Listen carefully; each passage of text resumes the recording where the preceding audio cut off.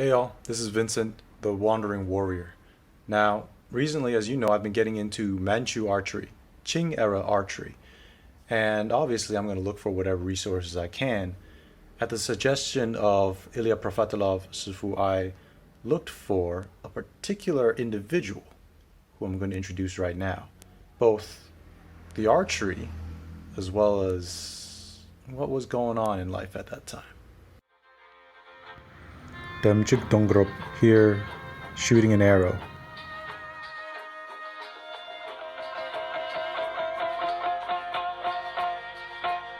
Let's look at that again.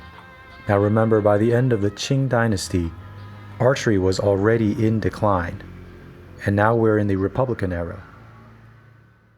Alright, now in normal speed. According to my buddy and coach at LZ Archery, this is the 虎式大撒放, tiger-style big release, once common in the late Qing era.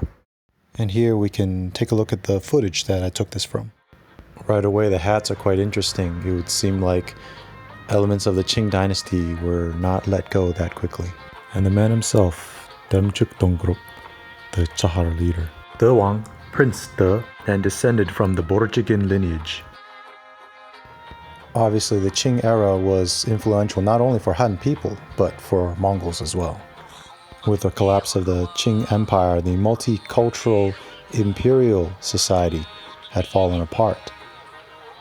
Western ideas such as nation-states were filtering in, and the Republic of China, warlords, and the invading Japanese Empire, they split up what was once the Da Qing. And with Russian assistance, the Han Mongols had already broken away.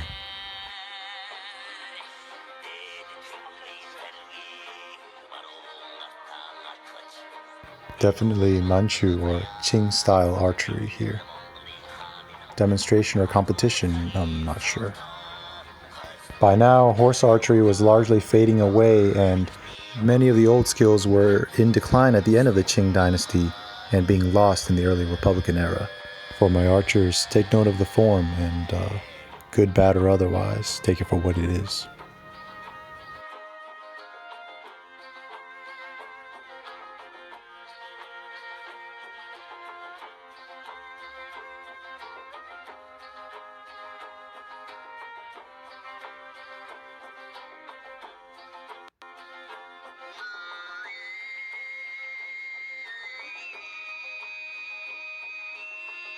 Obviously, now we are well within the era of breech-loading gunpowder weapons.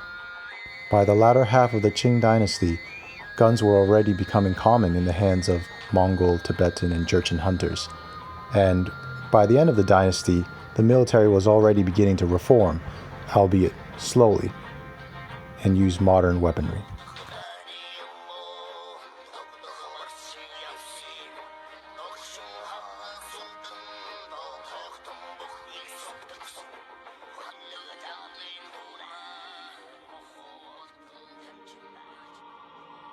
Demchugdongrub was born at the end of the Qing dynasty, plain white banner, Chahar province. His father was a leader in the Sundered Right Banner and the chief of the Shiringol League.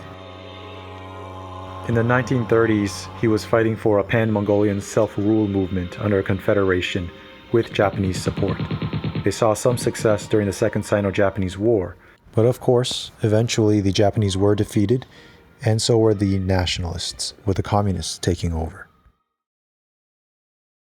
Well, I'm going to be looking at that archery footage for some time, analyzing it and all, but as far as the guy's life and that era, man, there is way too much to talk about. We can't fit that in this video.